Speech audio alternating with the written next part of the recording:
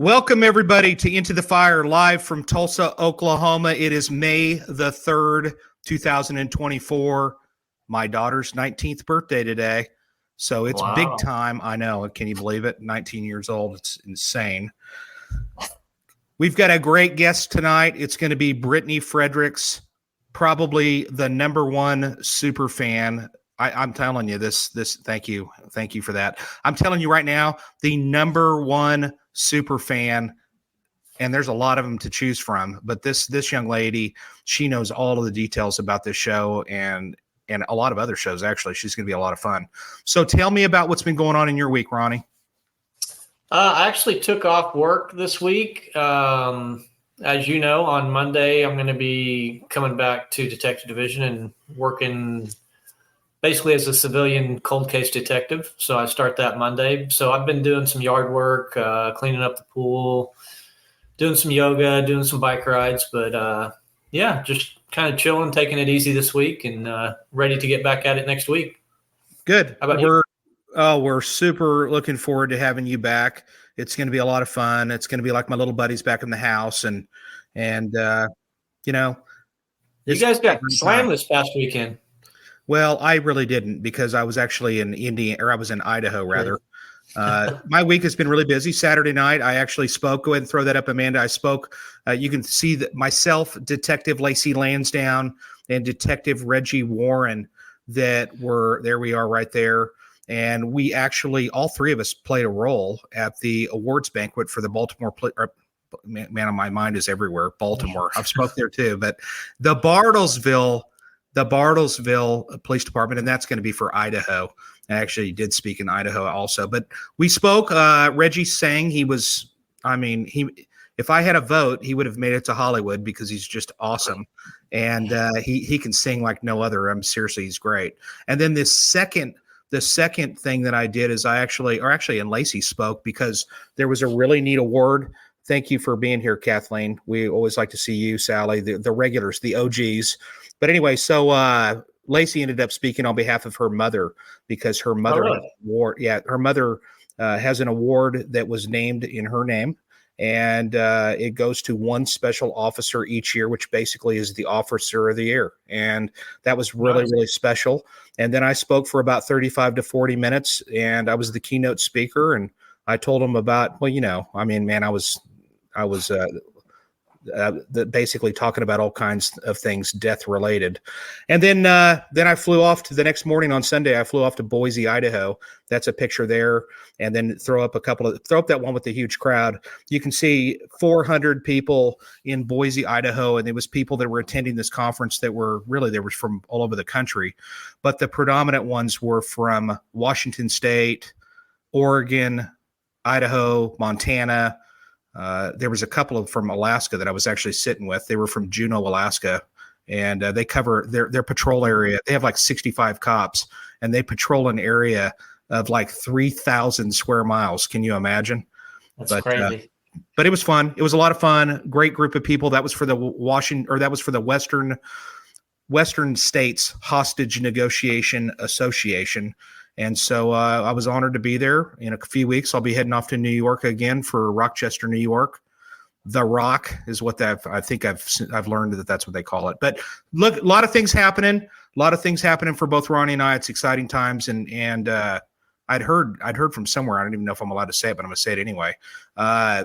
We're ranked number 6 as far as KGRA Digital Broadcasting, as far as all of the shows that they have here, and they have shows for all 7 days of the week. And Ronnie and I are number 6, which I think is pretty impressive. But those that are listening, guess what? Tell your friends and family, because 6 isn't going to work for us. We want to be, we'd like to be number 1. Yeah, number 1. And we'd like to do that here shortly because we're very impatient people, and we like to be the winners. So anyway, all right. There's a lot of great shows to choose from of different genres, etc. But number 6 is cool. And I agree with Sally. It is awesome, especially since we're brand new and we're still ironing things out. Okay, busy week in Tulsa this week. We had 5 murders that happened throughout the week. A very, very tragic one. It was a lady by the name of Myrna, who was a beloved person that worked at the Tulsa County courthouse for a long, long time. And Myrna was basically tragically killed by her neighbor. And before I left for Idaho, actually, before I left last week, I see her. I'd almost see her every evening if I'm up there working late, and she'd be dropping stuff off. She was like the person that she'd always talk to us. She loved the first 48. She always would stop and visit with us just to see how we were doing. And she always brought a smile to my face. And I think she had that effect on everybody. So it's really, really really tragic. I wanted to make mention of her. And yeah, Mikey, if I can say a couple things about her too as well, Jason. Mikey, I talked to him the other day and he was telling me about it, and it shocked me because I can't remember. It was probably 2 weeks ago now. I was riding my bike down Riverside, and every time I saw her, wherever it was, at the station, at the courthouse, out and about, she would be like, "Hey, Ronnie Ron. Hey, Ronnie Ron, what's up?" And she's known me for almost going on 25 years from when I first, got on. And so I'm flying by on my bike and I see her, and she notices me on my bike and hollers at me. So I turn around and said something to her and her friend. And then I got to my turnaround point and went back by and just joking with her and her friend. I'm like, "Hey, you guys need to pick up the pace," because they were out there walking, getting some exercise. But yeah, she was always super nice, always had a smile on her face. And it really surprised me when I heard that. Yeah. Just crazy situation. Yeah. I mean, there's some of these murders that I think that Ronnie and I both, you kind of understand that there's a lifestyle that people are living, and there's a risky lifestyle. Myrna wasn't that person. Myrna was one of the sweetest, almost makes me tear up a little bit thinking about it, but she's one of the sweetest people that I can think of when I think of the courthouse, or really anywhere for that matter. So we lost a very, very good person in our world, and heaven gained one, believe me. And anyway, so let's move on. Let's talk about this great guest that we've got coming up. I am excited to have her here because she writes some of the most extraordinary articles about Ronnie, myself, people from Atlanta. You name the city at Mobile. She is just an absolute super fan. So let me introduce her. Brittany Frederick is an award-winning journalist for nearly 24 years. She began her career earning the highest student arts distinction in California at the age of 14. Thought she was going to be a district attorney at 15, and now runs tvbrittanyf.com, and we'll make sure we put that up for you. And she also hosts the podcast Motivate with Brittany Frederick. I actually was a guest on that. It is amazing. It's an amazing podcast, so I highly recommend it. She is an authority on true crime and crime procedurals, well known for her coverage of A&E's The First 48, and she holds a degree in administration of justice and a minor in criminology, having tested with both the LAPD Reserve and the Riverside County Sheriff's Department. That's awesome. Let's welcome Brittany Frederick. Hey, everybody. Hey, she's like a stick of dynamite, and her presence is felt. And we're so happy to have you here. We really are. You're fantastic, and it's going to be nice to dive in and see what you're all about. Well, I was honored to be asked. It's funny, every time I have to talk about myself and somebody runs off that list like you just did, I always stop and go, what have I done with my life? Like, you just listen to it and you just go, that sounds weird and complicated. Well, you're a writer. That's your main thing, right? You write it, yeah. And when you write articles, you started writing articles about our unit. That's how we got introduced to you. Yeah. And so we would start hearing about this stuff, and then you write these great things, and you kind of make us superheroes and things like that. And I have to tell you, we as detectives, I don't know even if a detective doesn't reach out to you and says, "Oh, that was really cool and awesome," they really mean it, because if they like it. I don't care what they say. They like reading stuff about themselves. So how did all that get started? I always gravitate toward things that I'm passionate about, causes that I'm passionate about, finding a way to platform that, finding a way to contribute to that conversation. And so, having been a fan of the show for ages, it was something that actually I did on my website just as a hobby. And then when I came to CBR, I had a very great editor, Lizette, And she said, well, we really need some content. What are you into? And I said, oh, I really enjoy, the first 48. And I'm really passionate in particular about the work that's being done out in Tulsa. I'd love to get these people some more deserved attention. And bless her, she said, I have no idea what you're talking about, but go ahead, show me what you got. And I wrote the first article that we did, which was basically about how the longevity of your unit being on the show we're coming up on a decade now, I think it is, thereabouts. And we read it, and the response to it was fantastic. And that's actually what got me introduced to your colleague, Chase Calhoun, who, reached out to me, and I made the comment. I said, yeah, it kind of makes me want to hang out in Tulsa. And he's like, oh, you should, and you should come by. And I was like, wait, you're not kidding. And so that just kind of steamrolled the whole thing. Once I realized that what I was saying was actually raising awareness of the work that you're doing and the work that other departments are doing, it was like, why not keep doing it? Yeah. How many articles have you written about Tulsa, do you think? A lot. The problem is I've run out of people to talk about, so we are now delving into specific episodes of things, which is, I'm actually going back into episodes that I particularly enjoyed for one reason or another. I finally did the House of Cards rant that I've been threatening to have for about 2 years, and it's just different ideas that pop in my head, because coming from a criminology background and also sociology, I took a lot of sociology in college. The more you watch the show, the more certain themes, certain ideas would pop in my head. And so it's just, I just sit down and go, what's the next thing that I haven't talked about, or the next person that I haven't talked about who needs a little bit of a platform? And you just kind of go from there. Yeah. And Ronnie, actually, she wrote an article about this show, Into the Fire. Okay. And she actually published that. And what was that site that got published on? That is Fangirlish. That is actually where Lizzie moved to. When she left CBR, she runs that site with Aaron, who's a good friend of hers. And so they called me and said, hey, if you need something else to do, we'd love to have you back. And I said, well, you know what comes with that, right? Like, this is a non-negotiable thing that's going to happen. And she was like, I don't care. If you're passionate about it, keep doing it. So good. They've been on board and promoting you guys and any other, detectives that I can platform. They've been very sweet in joining my cause. Yeah, I would definitely call you you're like the unofficial official. Would we call you a publicist? What would be the right term for that? Like the historian almost of it. Yeah. Almost like a historian of the show. Yeah, because I could ask you about an episode right now, like Ringside Seat. What was that about? Actually, believe it or not, I think it's on TV like an hour ago. I didn't have time to catch it because I've just been coming off my job. But I'm not kidding you. It's on tonight. It's either an hour ago or an hour after this. And ironically, what am I telling you? You were the first Tulsa detective ever introduced on the first 48 because that was your case.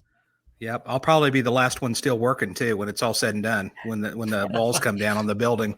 But anyway, no, that's right. So what motel on Admiral? Have you how many cities have you written about? Atlanta, Tulsa, Mobile. I haven't done a lot of the older cities because there was a period where I hadn't caught up on the show. I missed a couple of years. I came back when Tulsa and Atlanta came on. So I want to do some more stuff with Mobile. It's just frustrating because unfortunately right now that doesn't help them because they're no longer on the show. Yeah. So it's kind of, in a sense, yelling into a void at that point. But that's not going to stop me, I think, from making sure that those guys get their due attention because they're still doing great work. It's just not on TV. But you're absolutely right. Not only do you write, but you actually are an avid fan of Indy car racing. And what's that? I mean, you've ridden in the cars. Have you ridden in them? There's Mario Andretti. It's not like just anybody gets to meet him. I think it's now classified as a hobby. There's a very roundabout story to that. Another big mantra in my career is I try to say yes to as many opportunities as I can. I don't believe in putting myself in a lane. I've had a lot of people tell me in my career, you need to just do one thing. And I'm like, why? Like, I don't see the point in limiting yourself in that way. So I had one of my great friends is an actor by the name of Michael Trucco. You probably know him from the remake of Battlestar Galactica. He's on Fire Country right now. He and a friend of mine named Rutledge Wood were doing the pro celebrity race in Long Beach as part of the Grand Prix of Long Beach. And I said, hey, those are my friends. That's only about an hour and a half from here. I'm going to come up and support them. But since I was there, I reached out to their PR team and said, hey, I have experience in this field. put me to work. What can I do to help promote the event, help promote what's going on? Worked with them, had a great time, and their lead publicist pulled me aside and said, hey, listen, we think the real race car drivers would really like you. You should go over and talk to some of these IndyCar guys. And I'm like, that's really funny. Like, let's not make that joke. And it turned out, no, I actually fit right in. And so from going to the celebrity race, I started to go to IndyCar races, and I spent about 10 years on and off in the paddock working with the IndyCar teams. That's what made me a huge fan of some of these drivers. My very first interview, this is the funniest thing, was Scott Dixon. And at that point, he already had 4 of his 6 IndyCar championships. He'd already won the Indy 500. And they said, oh, yeah, we've got him for you. And I'm like, this is a joke, right? Like, I literally don't have any qualification to be in this conversation. They're like, no, he's willing to talk to you. And we went and we had a great interview, and we've done a couple. And it just really impressed me that someone of his caliber was willing to talk to somebody who had 0 qualification to be in the room. And it started. Is that Laguna Seca? Is that track? No, Laguna is actually closer to like Salinas and Monterey. Long Beach is a little further south, but it's the premier street race in IndyCar. So we're very lucky to basically have that in my backyard. And Scott has already won a race this year, right? Yes, Scott won at Long Beach. I tell you, it was the scariest 30-something odd minutes of my life, that last 34 laps, because he was having to save fuel, save tires, and stretched it for 34 laps. And I'm just sitting up in grandstand 16 going, please, Lord, there's got to be a way that this works. And we're all going, I don't think it does. And lo and behold, he pulled it off. So it was really awesome to see him win in person. So we talked briefly before we got on the air. Sorry, Jason. So I'm a big Formula One fan. I do really like Indy, but I haven't got into it like I have with Formula One. What's the beef between the fans of those? I don't know if it's like an actual beef. It seems like it's 2 completely different types of racing, and then sometimes there become these arguments between the 2 sides. It's kind of like IndyCar and NASCAR. Yeah. Everybody's got their preferred type of racing, and people argue over it. Formula One is very much geared toward the engineering of the cars. We're a spec series. F1's got a lot more glitz and glamour to it. IndyCar we just kind of show up, do the job, do the race, and we kind of fly under the radar a little bit. The joke there was for a while was that, you can be someone like a Scott Dixon and still just walk down the street. Nobody knows who you are, which is kind of the reason I'm attracted to it. I'm very much the same way. Like, when Jason told me he wanted me to do this show, I remember, I think I said it to you. I said, oh yeah, that would be really fun. But, you're not serious, right? Again, you'll see a theme here of me just not believing anything that actually happens to me. And then it was like, wait a minute. No, I am sort of cool enough to be on this show. Okay. Yeah. So I'm always that person who kind of flies under the radar. And so I think that's another reason I really just love working with the IndyCar guys, because they're all very down to earth and very dedicated to what they do. And that's right up my alley. Yeah. Are you going to the race this year, Jason, back in Iowa? Oh, I don't know. I really want to, but the fact of the matter is that my schedule has just been so stupid busy that I don't know. I haven't ultimately made my decision, and it's, I loved it. I thought it was a fantastic time. And as a matter of fact, I'm going to do everything that I can to try, but, and it has nothing to do with, Hy-Vee's great. I'm going to mention Hy-Vee. Yeah. I wish we had a Hy-Vee here in Oklahoma, because do you have Hy-Vees? No, you don't have Hy-Vees. We do not. You probably have Safeways and Luckies and stuff like that. Do you have Luckies out there still? No, I don't think so. Yeah, but you have different kinds, and we have. But anyway, Hy-Vee needs to come to Tulsa, because they're awesome. So let me ask you, who's your favorite detective and why? Oh yeah, that's a loaded question. With 2 of them sitting in the room right now. It's funny, because the answer to that, I think, changes. One of the things that I have noticed, once you start comparing departments, comparing people, and really digging into who people are, what makes them successful, is everybody has a strength. Jason, you and I talked about this in Tulsa. One of the great things that your unit does well is knowing what everybody's strength is, and then putting those pieces together in the correct order. So my answer is always very contextual to in what way?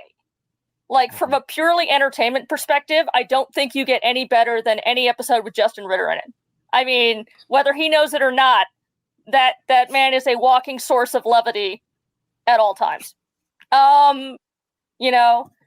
there are certain detectives that I think are brilliant in interviewing. I mean, Jason, you're one of them. Kevin Leonpacker out in Atlanta, I always admired the way that he was able to interrogate suspects. You go out to Mobile, I was, because he's no longer with the department, a huge fan of Glenn Barton, just to watch the way he always seemed like every day was the best day ever. And I'm sitting at home going, I had a hard time getting out of bed today. Like, I don't know how this guy does this. Yeah. So I admire so many of them for so many different reasons. And I think that's why that's important to me to do what I do, because, you know, there's such a negative stigma that surrounds law enforcement in general. And a lot of that is based on stereotypes and people not really being informed. And so if I can come out and say, hey, these are examples of people in this field that are good people, that are people that you can look up to, and this is why things work the way they work, it helps me to counteract that, to say I'm doing something to kind of educate people and kind of say you can't lump everybody into one sort of faceless institution and generalize it like that. So yeah, there's a lot of good people out there. I don't think I could give you just one on any given day. And I think we've talked about this several times. I can speak for me, obviously, personally. I think Jason, for the most part, too, we have hardly ever had a negative interaction because of that show. It has always been positive. And I mean, Jason and I haven't been all over the country like he has doing work, but the times him and I traveled from multiple states, I mean, people were coming up to us in the airports, taxi drivers, Uber drivers, whatever, people, everywhere we went, it was always a positive thing. And that's something I just like to say as often as I can for people thinking about the police, but specifically with that show, is that it shows that, you know, what we do and that we're doing it for good reasons and stuff like that. And so I just think it's put a great light on Tulsa and the other cities as well. Yeah, I agree with that. And what's important about it, and I think this is an article in the making, it's one of the many, I have a board and I have a list of sort of developing ideas, is the way in which it's presented. You know, especially with the explosion of true crime in the last 10, 15 years, a lot of that is very sensationalized, or it's a very specific dark tone to it. With the first 48, what I love is they're not trying to manipulate that storyline. They're not trying to make it look cool. They're not trying to make it look gritty. It's just, here's what it is. And we're going to let the detectives and the cases tell their own story. And that's important. I think it's really important to just let it be what it is and not try to make it entertainment. I mean, it is entertaining, but that's because people like you make it entertaining and the stories are compelling. You speak for yourselves. Yeah, I think, you know, I got to tell you, I got to throw in, of the people that watch us when I go through airports, tons of flight attendants and tons of pilots, because they're on the road all the time and they probably hit that hotel room and throw whatever on. And they're like avid watchers. Wouldn't you agree, Ronnie? I can't tell you how many freaking pilots. Oh yeah, I agree 100%. And that, I think that maybe the last trip you and I took together there was that pilot in, I can't remember now if it was Colorado or Chicago or somewhere. That pilot came up to us and was talking to us. And along those same lines of what you're saying, Brittany, I think it needs to be said as much as we can. And how you're saying the show is presented, if people don't realize that there's one or two camera people with us that do everything. I mean, if they're the audio guy, the audio girl, the video, they do it all, then they put it together and stuff gets sent off. But yeah, it's not a big production like what you were kind of hinting at with some of these other shows, and especially just the, you know, like the sitcom, or not sitcoms, but the dramas on TV. So yeah, it's right there with us, and they're there, and it's just one person riding around with us. And Brittany, I'm full of ideas. Me and Ronnie used to have a think tank as we're driving down the road, right? So this is my idea for one of your articles. You can put this on your board. Basically, the power of a show like this in building relationships within communities.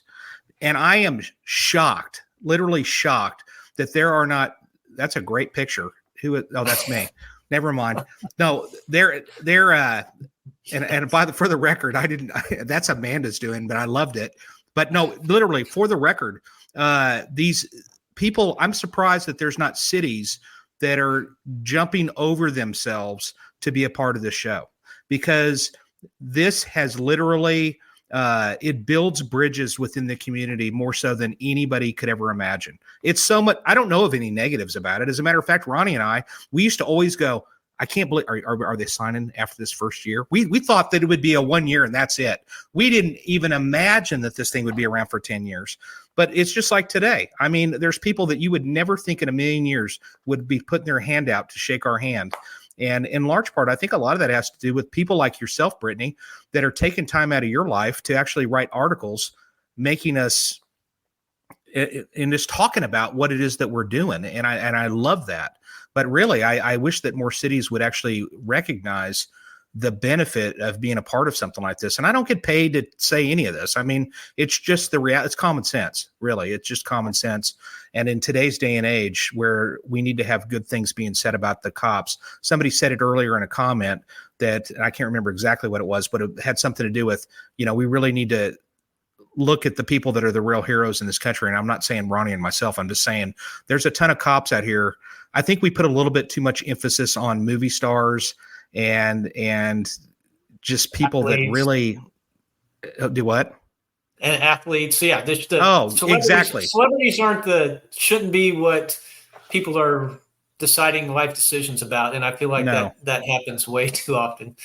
It really does. So what do you think? What do you think, Brittany? And you don't have to agree with this. I want to hear your real opinion. No, I mean, I will tell you, it's sort of an interesting story. I have a firsthand experience in the ways that media can actually have a positive impact on people. I could tell you countless stories of things in my career, or the one I always go back to is my Jonathan Groff story. The reason that, that's my hero, even though he just got his second Tony nomination, to Ronnie's point, he's an incredible actor, is the role that he played in Mindhunter, because he played a character so close to the mental health struggles that I was going through. Seeing it in that lens then led me to say, wait a second, I finally understand what's going on in my head and make changes in my life that were beneficial to me. And I can say that to different degrees about a lot of things. So I have a lot of experience in saying, you may not understand it if it's said to you in a CNN headline or in the mainstream media, but somehow, sometimes putting something in a TV show and packaging it that way, you can reach a lot of people and you can do a lot of good. Mm-hmm. And I really, in particular, love this show because we need to see that there are real life heroes out there. There are so many negative headlines every day. I mean, I get up every morning and I read the news and I read the entertainment news, and it can depress you. And so when I can get on a soapbox for people like yourselves that are doing real good in the world, it not only makes me happy to be able to support you, but it makes me happy to put something out there that's a positive headline, to put something out there that hopefully will affect somebody the way that I was affected, or just make their day a little bit better. And I think you have, from my personal experience along these same lines, is the interactions I've had with people are from all walks of life. And I've probably talked about this before on here, but I mean, male, female, white, black, Hispanic, all races, everything. There's been rich, poor, and everyone in between have come up, and it's crazy to me how many people watch that show and just the different segments of society that it touches. And so I think that the stuff you're saying and the stuff you've done is just expanded that even more. So it's great to get that out there. I have to say, and shout out to Ronnie, to your point earlier about the crew that you work with, shout out to Beth, because I had the moment that everything hit me was when I showed up, because Jason, you knew I was coming because I had told you, and I don't know how many other people knew. Maybe you can clarify on that one for me, but I walked into that room not expecting what the reaction was going to be, nervous as hell, because I'm like, I have looked up to you guys for so many years, and I walk in and bless her, she's looking at me like I am the greatest thing since sliced bread. And all of you were that excited when I walked into the room, and I have never had a reaction like that walking into a room ever. And that's when it hit me, the impact of what I was doing. When I was realizing, wait a minute, I can see it in the reactions that you're giving me, the impact that what I have done has meant to you guys after all that you guys have given to your community and to those of us watching at home. And I got emotional for a minute. I was like, hold on, like I need a minute to process that I can do something that powerful. And then I went back to freaking out, but I needed about 30 seconds to just take it in. Yeah, and we gave you a thorough tour up there at the office, and that's something that we have the option, or we have the opportunity to do from time to time, which is always a lot of fun. I'm kind of like the unofficial / I think I'm more of the official tour guide at this point. I think I'm the official tour guide. So I give the tours, but you got the definitely the royal treatment when you came, and we really appreciate everything that you do, and I can't say it enough. And Steph, thank you for being here. You said that you love us here in Tulsa, and she's another one.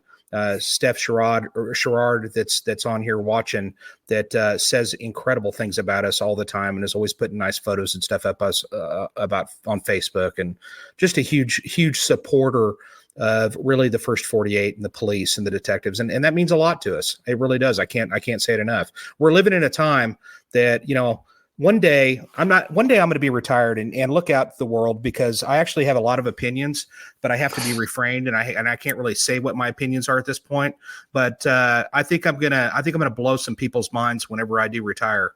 There's going to be a lot of truth that's going to be coming out of my mouth. I can promise you. But anyway, but for right now, we're just going to be nice. No, so no one wants to hear what I have to say about a lot of things. I mean, that's the joke is, if I ever write a book, the title of it's going to be Stupid Things That I've Said in Front of Famous People. And that's just going to be the context of the entire book, is every stupid thing I've ever said in an interaction with someone more interesting than me. Well, first of all, I love the title of that book. And actually, that's a great question. Are you ever going to write a book? And I mean, seriously, is that something you've considered? Numerous people have said it. And I go back and forth on it, because I have had a lot of really great interactions with people. And it goes back to what my core mission is, which is I like to platform those positive interactions and those people that maybe I can give some attention to who deserve it. And so I look at it that way and say, well, if me telling my story helps those people, I'll think about it. And then I start writing. And I start writing down the things that I've done and the interactions that I've had. And then I just feel so arrogant, because I just go back to, no one wants to read this. You are not an athlete. You are not a celebrity. You are not that important. And please shut up. And I just kind of I can't get past the first chapters. I start writing, and then I don't feel important enough to do it. So maybe one of these days, but I do make a point of cataloging with my Instagram and my social media when those moments happen, at least so I can remember those and appreciate those for what they are. But have you visited any other of the cities that are on First 48 and took a tour? I have not. I need to get back to Tulsa. Jason brought up a good point with me when you were on my show. I need to go back to Tulsa because I need to do a ride along one of these days. And I'm trying to figure it out schedule wise to get back and see you guys again. But, with you being on the road and me being on the road, I'm trying to figure out how that will work. I wanted to go through Atlanta actually just before I saw you guys, because I was flying Delta, and Delta keeps trying to route everything through Atlanta. So I just thought, I'll just go through Atlanta. I couldn't get that to work. They ghosted me on that one, so I wasn't able to do that. I wanted to at some point hit Mobile, and now they're not on the show anymore, so that made me sad. But no, you guys are special in and of yourselves. And I actually ended up spending more time in Tulsa, which got really weird, because to Nate Schilling's point, you start driving around and you're like, I remember this. I saw this in that episode 5 years ago. I don't know if I should be on this street right now. It's like, let me ask you this. Out of all the episodes that you've seen, and you've probably seen every one on the show, honestly. And of all of the episodes that you've seen, what is your absolute favorite? I keep going back to Chain of Death, because if it's a 2-hour episode, there's a reason it's a 2-hour episode. And the way that all of you came together on that, and the way it was one of those episodes where I said to myself, if I didn't know I was watching a true crime show, I would think somebody made this up. It was a show that, to me as a screenwriter, because my background originally in high school was in screenwriting, I went, this would make great scripted drama, but it's a real thing. And by the time we got to the end of that episode and realized that, you guys had, actually, was it the feds that caught Larry Douglas? Whatever it was, the resolution of that, I was actually in my house on my couch overjoyed. That's when it's a great episode, when you're like, you actually get sucked into the emotion of it. Even though when you said nothing to do with it. Well, Ronnie, when she says Chain of Death, that really didn't mean anything to me, because we knew that episode as Cancel Thanksgiving. And that was kind of the name that they'd given that. And then oftentimes they switch it to something else. And so when you say that, I thought you were talking about a completely different case until you said Larry Douglas. And I was like, holy cow. Because Ronnie and I, we worked a ton on that case. We all did. There's a lot of people running on that one. A lot of people did. And I will say, I'm the one who got to handcuff Larry at that traffic stop. Yeah. And I asked, he's on the ground, I wasn't in the cop car, but they pulled him over, and then I walked up, and he's on the ground. I went up and handcuffed him, and I'm like, hey, what's your name? And he just looked up at me, and he's like, you know who I am. And I'm like, okay, Larry, come on, let's go. And, then it went from there. But, yeah, that was a crazy case. Yeah, it was. We were out on another murder when that one happened. You remember we were over there on 10th and St. Louis on that search warrant where the bug fell on you and you went outside. And then Z got that one out east. Yeah, thank God we got the one out east because I wanted to get the heck out of that other place. I don't do roaches or rodents. I don't do any bugs. And Ronnie knows this, but it was terrible. But yeah, so that's an interesting case, and I'm glad to hear you say that because it's not the norm that I normally hear, and that is a very, very good case. There was a tremendous amount of work that went into that, and I think that's what people get when they watch the first 48 is they see a real life glimpse as to how hard we work for these victims, no matter whatever their socioeconomic background is, etc. We don't care. We just want to solve the case. We want to catch the bad people and put them away. So. And what's really funny, if you watch the show long enough, because I don't know if either of you are into watching yourselves on TV, but if you watch a show long enough, and I'm sure some of your listeners will agree with me here, you recognize people's names and faces. And so I would used to count heads at the beginning of every episode, even though we know that they air them out of order. Thank you, Ronnie, for pointing that out to us by showing up again after you've retired. But I would count heads. And I would freak out. Actually, this happened to me when you left the unit originally going, I don't see Ronnie in the background. Did he leave? Is it his week off? Is he on vacation? Wait, did he get promoted? Did he leave? Same thing with Justin, because they didn't acknowledge him leaving the unit specifically. Yeah. It was just some episode where it was like, oh, newly promoted Corporal Justin Ritter is supervising the crime scene. I think it was Reggie's first case, actually, as a featured detective. And I just went, when did that? And so it's really funny because I'll start counting heads in the background. Or noticing people's job titles change and getting excited about it. I've told this story. I thought Nathan Schilling got promoted.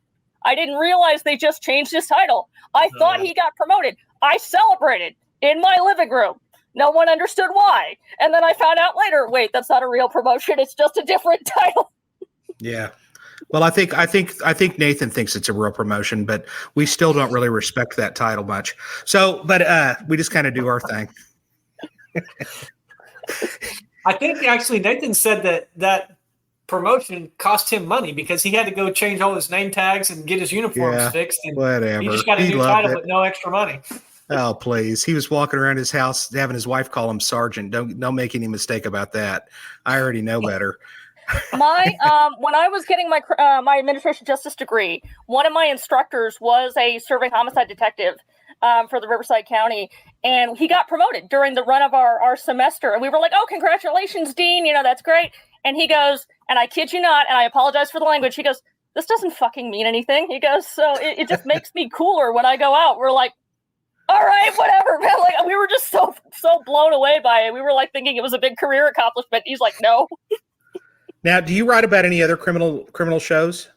The other one I do a lot of work on, but it's hard because it's so intermittent, is Cold Justice.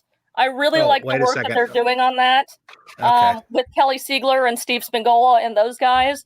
So I have done a couple of pieces on that. Periodically, I'll do some other shows. People have approached me about covering. It really depends on the show because I have to believe in what I'm doing.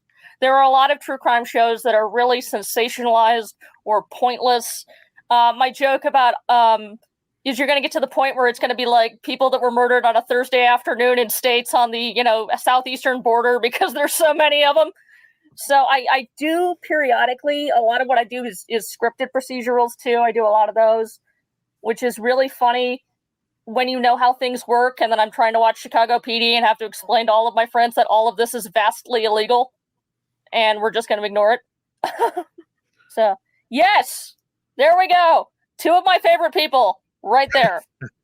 So that's Steve Spagnola, and he was one of the leads. I think he was the lead. He's still there. He's still there. The season finale is on Sunday, and he's working that case. Well, but Steve was the lead on the Jeffrey Dahmer case, and so that's what his claim to fame was, really. And I got to hang out with him down in San Antonio when I was speaking down there. I got to hang out with him for a little bit. And Steve ends up giving me a stack of business cards that are like that high, really. And he goes, "Here, hand these out to cities wherever you go." And I said, and I might have even told him this, but I was like, it's a good thing that Kelly wasn't there, or she might have needed a protective order against me, because I'm a huge fan of her and the show. And if I had a chance to be on a show, that would be the one. I mean, I think it's absolutely fantastic what they do. I think it's great that you're writing some good articles about that, and that they have really done a lot with respect to cold cases, period. And Ronnie, I'm going to tell you this. This is a lesson that I'm going to do publicly right here in front of the world. Okay. Since you're going to be working cold case, in a sense, you're going to be kind of a cold case guru back there. Then I'm going to assign you, and I'm going to tell you this is what you should do, and you should watch and just dive in and watch as many cold justice episodes as you possibly can, because it's really the blueprint on how to solve cases. We need to get Kelly on here. We need to figure that out. I could probably get Steve. I know I could get Steve on here. I'm pretty sure I could get Steve on here, but Kelly is somebody that I would really like to have on here, because I think that they just do a tremendous amount of good. And it's basically just dissecting cases. That's it. Yeah. Re-interviewing people. It's not rocket science. Go out and re-interview people. People are pissed at people now. They've gotten divorced. They've moved on. They've been scorned lovers. And at that point, they're like, oh, yeah, now that you bring it up, let's I do remember something. And that's how it works. That's a fantastic show. I do a lot of scripted procedurals. Mindhunter was a favorite of mine. Line of Duty is a favorite of mine. So whenever shows like that come back, I'll do a lot of that. And then I actually still keep my hand in a lot of fiction writing. I don't know if I'd mentioned this. Probably didn't, because it's a dorky thought in our conversation. But I do write a lot of crime fiction. And so in Homage, I'd say about half the detectives and FBI agents, because a lot of them are FBI agents that I write, are all named after people in your unit. I'm not even kidding.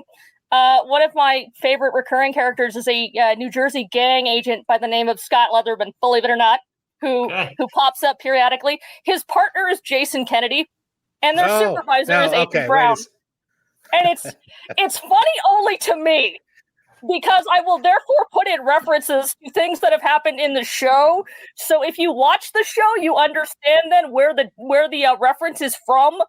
But of course, no, I just do it for my own amusement. I do it for my own amusement and in homage to people, because I suck at naming characters anyway. So I'm like, let's just start naming my fake detectives and agents after real detectives. And well, you have permission to use my full name. I'd be happy to have it in there.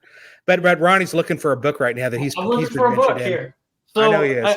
An old sergeant of mine in narcotics or vice actually was Gary Neese, who's passed away, but he wrote some books. And he named a lot of characters after people that worked for him or he worked with. And he there's a character in there that's based on me. So that was a nice thing. And it's a good book. It is. It really is. It's a good book. Yeah, I'll say that it is. Interesting thing I think about what I do, because I think especially for someone with my anxiety issues and self-esteem issues that I deal with, you tend to feel like you're living in a void. You tend to feel like, I'm going to write this thing and we'll see if anybody reads it and whatever happens.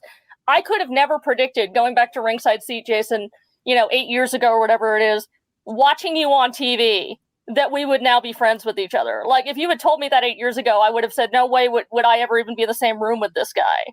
And now I can look back on my career and say, look at all the things that we've done and all of the people that I've gotten to meet, through you and through coming up to Tulsa and the guy, Ken Gillespie in Mobile, I've gotten to talk to for a minute and just going, wow. And I think that's the thing I love, is just being like, I get to engage with people that I look up to and learn from those people. And I don't make a lot of money doing it. And you and I've talked about this, the hours are soul crushing at times, but I do it because I know I'm doing some good in the world. I can't put the bad guys away, but I can support the people that can. Yeah. And I'll tell you this, I think one of the things that and I think I have no doubt that Ronnie will agree with this, but I think that one of the things that we're down to earth. I mean, we all know we're just regular people. I mean, really, we're just detectives that are out there, and we have the opportunity to have been on TV and blessed many living rooms over the course of, for us personally, almost a decade, and more times than any other city And I've been at other places without naming names of other people that happen to be on TV from time to time, but I've heard of others that are kind of complete douchebags, and it's like, you're nobody special, buddy. You know what I mean? And we have an obligation in this position, in my opinion, to be ambassadors to the profession, and for people to realize that we're actually good people. And I'm sorry that I said what I said, Mrs. Leatherman, because she's probably listening, and that was not appropriate. So probably, we're not mean people and bad people. We're actually decent people, and that's the way we should portray ourselves out there in public. But no, when you say that, hey, we're nobody special, really, I actually try to respond to everybody. I know Ronnie did. Ronnie just got a letter from somebody in prison, and talking about, appreciating the fact that he actually, well, what was that about, Ronnie? Remind me, because I know that I remember when you got it. Yeah, Lacey sent me another one came in, but it's probably been, heck, I don't know at this point, 3 to 5 years ago. This guy who's been convicted of a murder up in, I think it was Missouri, wrote me a letter and basically said, hey, I'm innocent and I'm looking, will you look at my case? And I wrote him back and I'm like, man, I'm in Oklahoma. I'm a cop. No, that's not something I can do, right now. But I gave him several options of people he could talk to who could maybe help him out. And then here, whatever that was, maybe 2 weeks ago, Lacey sent me a message and was like, hey, you got a letter? And I'm like, okay, well, open it up, whatever. I'm not over there. And so she sent me a picture of it, and I saw that it was from that inmate. And since then, he has been able to get a retired Kansas City homicide detective to look into his case. And basically, it looks like it's getting reopened.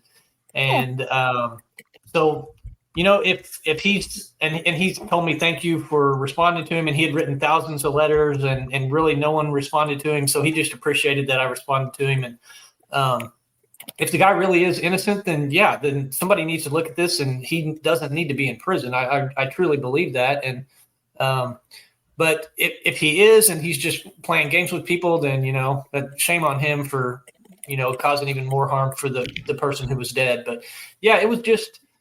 I would echo what Jason said. I'm nobody special. I mean, we've had the opportunity, like he said, a lot of people know me because of that show in large part. And yeah, if this guy, like I said, if he is innocent, then someone needs to look into that. It's crazy that he would be sitting in prison and has for decades. So yeah, I agree with Jason, and we have kind of an obligation to help anyone that we can. And I feel like we have both done that for the most part. Yeah. So you speak, or go ahead if you were going to say something, Brittany. No, I don't want to cut you off. What I was going to say is, so that's one of the other shows. It's Cold Justice, is what you've been involved in.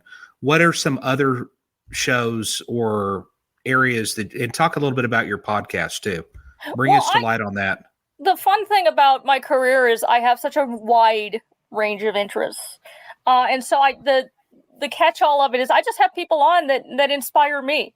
And then I get to learn about them and sit down with them and talk about the people that inspire them or the inciting incidents in their lives and learn a little bit more.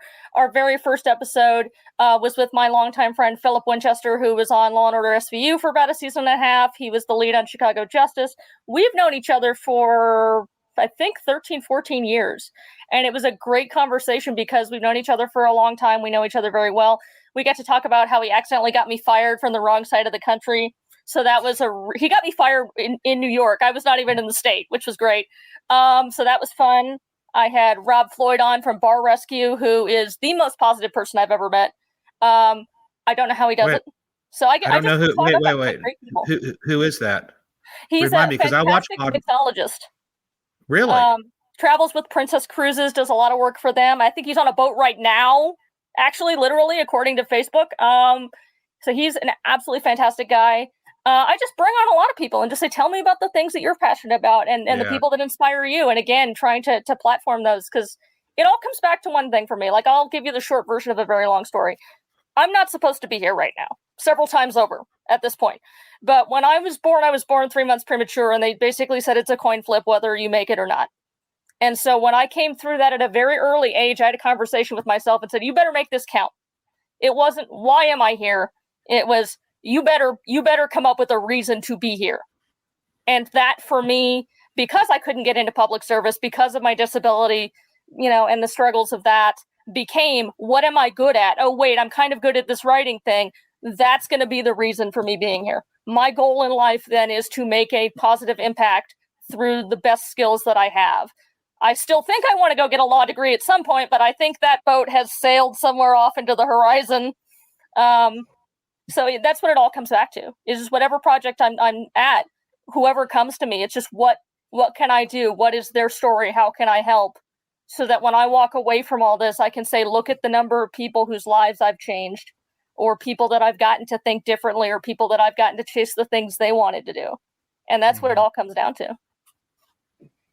That's why you're on this show. Those are the type of people that we want on this show. Inspirational, positive people that are moving mountains. And you're one of those people. Really, you don't even know it, how much you do for people. That's what's great. And you do. That's why you're here. And that's why we're telling you about how great you are. So I'm really, really impressed. But before we came on, there was the talk of it being Mental Health Awareness Week. What's your support of that, or what's kind of going on there that you do? It comes from my personal struggles with that, which is something that I delved into through Jonathan Groff and through Mindhunter. I was diagnosed in college with post-traumatic stress disorder after I lost my best friend in a car accident. And so I never really dealt with that. And then because of the post-Mindhunter research I did into my mental health, they finally diagnosed me with an anxiety disorder. And so I've been learning about that and kind of adjusting to that. And so I've really put an emphasis in the last 3 years on working on my mental health and helping other people be more cognizant of their mental health, because I didn't realize how important that is. It seems like a really naive thing to say, but I kind of grew up with oh, you're just weird. That's why you don't fit in. That's why you're not popular. You're just weird. You're just a little crazy, and then you realize there's nothing wrong with me. It's just, you have to understand the way, you actually have something that you can get help for, and you can help others. The scariest, best thing I've ever done is to come out honestly and say, I have an anxiety disorder. And what do I do about it? And how can that be a positive thing too? We kind of make fun of it. I don't know if any of you guys remember the hockey movie, The Cutting Edge, the ice skating movie. And there's the line in the movie where he says, every time before I go on the ice, I'd have to go backstage and throw up. And that's me. Every time before I do an interview, I have 5 to 10 minutes of I just freak out. But that's also how I know I care about what I'm doing. Mm-hmm. And so I'm a big advocate for embracing your own mental health and helping others with your mental health and sort of destigmatizing it. Don't always look at it as a negative, because even though I deal with these challenges every day, those challenges have informed me and in a lot of ways helped what I do. So it's really great to come into a room and be that vulnerable, but then also be the fact that I'm that vulnerable is what makes me good at what I do. Yeah. Because I'm not holding you at arm's length. I'm not trying to be anything to you, and so you didn't have that feeling before you came on tonight? No, because at this point I'm comfortable with you guys. Yeah, but when I walked into that room, a year and a half ago, there was a moment walking through that detective division door and just going, what am I about to do?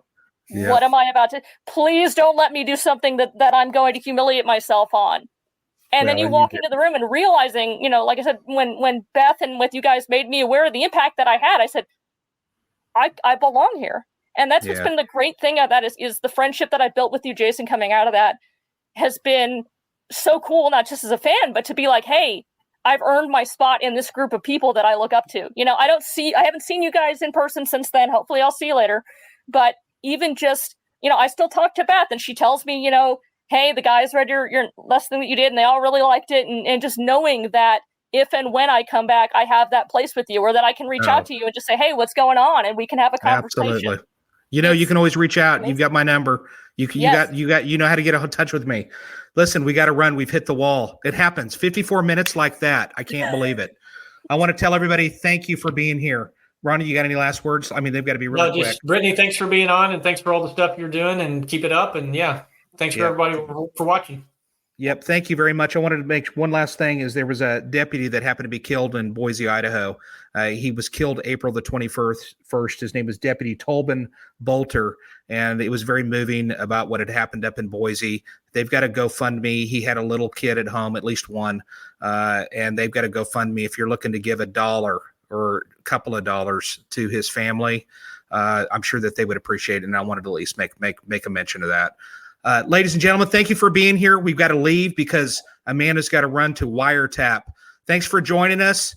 We'll see you next week. Take us out, Amanda.